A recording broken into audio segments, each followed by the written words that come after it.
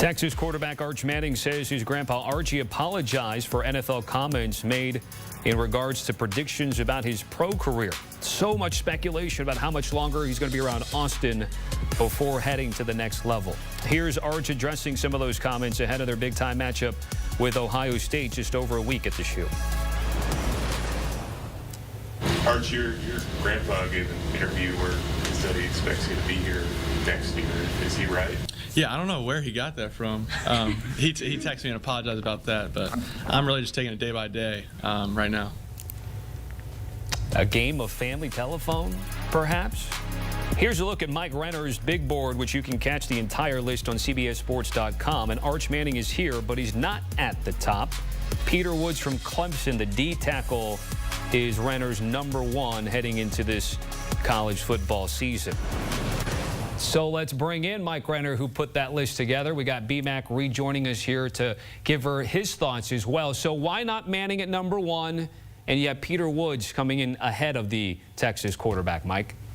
Woods just that good, man. He is so physically dominant. At 19 years old, he was the most physically impressive DT I saw in the country last year. Yes, that includes Mason Graham, Kenneth Grant, guys who were top 15 picks.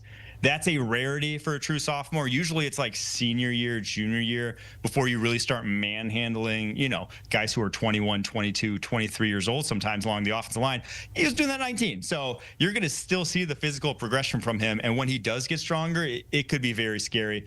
Fewer than 400 snaps last year. I just want to see him play more. If he does, he could be. I don't think he ends up #1 just because this quarterback class should be good. These guys should develop.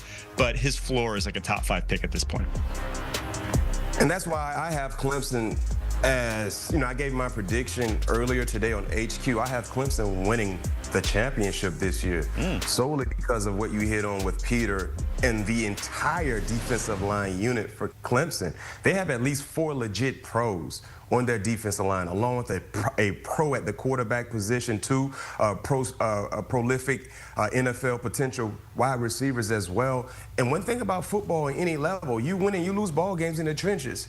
And they have the depth and the talent in the trenches, especially in the defensive line, to dominate a ball game. So I love everything about Peter being #1 because defensive linemen are hot commodities in the NFL draft, year in and year out. And Clemson, they have quite a few of them to pick from, with Peter being the top dog in that group. Don't let Dabo Swinney get this clip of what BMAC says. He's trying to suppress all the stuff that Clemson's getting in the offseason ahead of course, a football season, which we think that perhaps Clemson is back being a national championship contender. All right, Mike, when we get to Arch Manning, Garrett Nussmeier's there, John Mateer in terms of the top end of the quarterbacks, which we'll break down a little macro later here. But what are some of the finer points when we're talking and combing through some of the top 2 or 3 guys? I think the big thing is that Arch Manning, Garrett Nussmeier, you can tell that their fathers were, I guess not Arches technically, but their bloodlines are NFL bloodlines, right? That they've been around the game. The way they play the quarterback position from a cerebral standpoint, from a decision-making standpoint, it's like they've been taught to play quarterback from a young age, which they have, right? And so that's why those guys are both 1 and 2 on this list.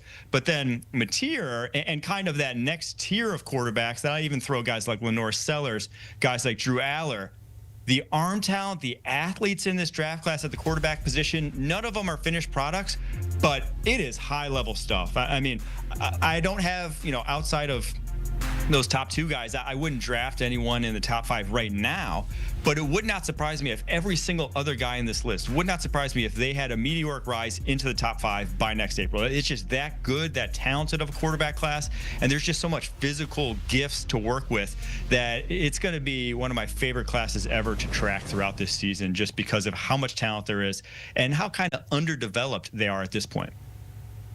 When you look at this quarterback class, and let's just use the list Mike gave us as an example, there's a lot of unknown with these guys, even with Arch Manning. I mean, Arch Manning, unfortunately for him, isn't this a good thing? He's the unfair hype that he's received because of his last name. I mean, Arch Manning is pretty much getting projected based on potential to be a first quarterback to come off the board, to hear his name come off the board, because he hasn't played a lot of football.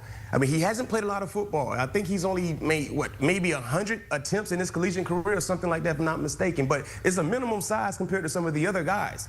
And then when you look at some of the guys who are more proven, they're still kind of not getting their just due because they might not hit the pizzazz button for some analysts or some experts who really scout their tape, a la Cade Klubnik for Clemson. I think he's one of the more polished quarterbacks in college football, not to mention an abundance of experience, and he's been through the fire. So that's the thing that I look at when you talk about quarterbacks and being a top guy. What do you do when it gets hot in the kitchen? What do you do? Do you rally the troops? Do you become a leader of men in the huddle, on the football field, to put you in positions to win ball games? That's what I like to see. And for a lot of these other guys, we've seen ebbs and flows with them in their professional career, and we're still waiting for Arch Manning to display that consistency that we all believe he has. So it's a weird year at this quarterback, in this quarterback market for the guys that we view as draft eligible quarterbacks, because there's a lot of question marks and there's a lot of potential that really boosts some other guys above other players that might have more hot tape than some of the other guys. Mike, got a quick follow. Obviously, the 24 class had 6 guys go in the top 12, with Bo Nix coming in at 12. Can you remember just being giddy about that particular class compared to what you just said you're bullish on with this year's class? Well, so I think the big difference is going into that year, you knew Caleb Williams, you knew Drake May. You knew 2 guys were going to be at the top. This year, you don't know. I mean, Garrett Nussmeier probably is, but he's not near the physical talent that Caleb Williams or Drake May are. So we don't know if Arch is going to declare. A lot of these guys that we've said so far have a lot more eligibility left. Lenore Sellers does, John Mateer does, that they could come back to school. So I think that's the biggest difference, is that there's just more wild cards, whereas that class had some knowns and then had some guys come out of nowhere into that top group at the end. You know, the biggest difference for me with that class and the class we're talking about for 2026, they all played more football.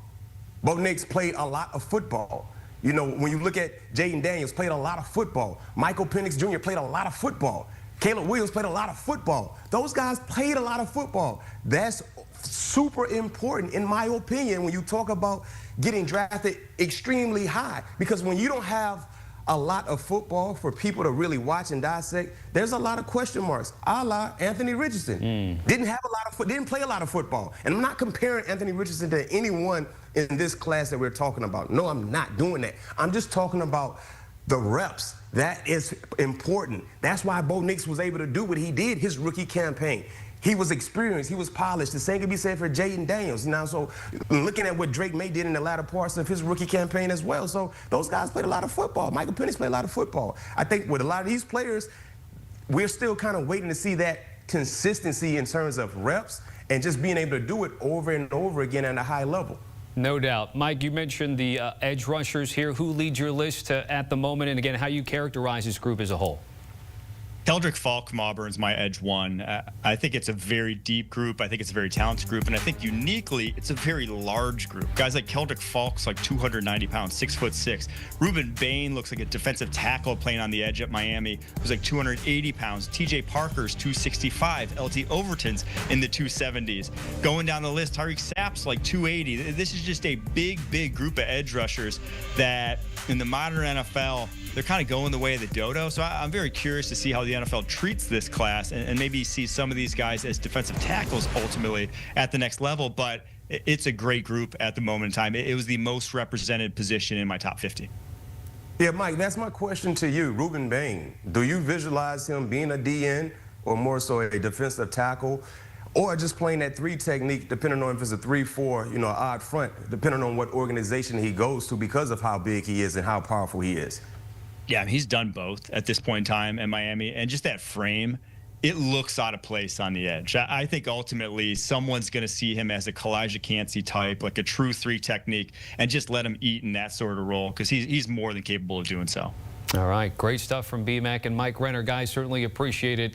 Never too early to talk about that 26 class and all those quarterbacks and edge rushers and offensive tackles that we anticipate will be deep. All right, with the first pick, Ryan Wilson and company. Mike Renner's a guest throughout the season. Scan the QR code. He's also got PTP. He's a busy guy.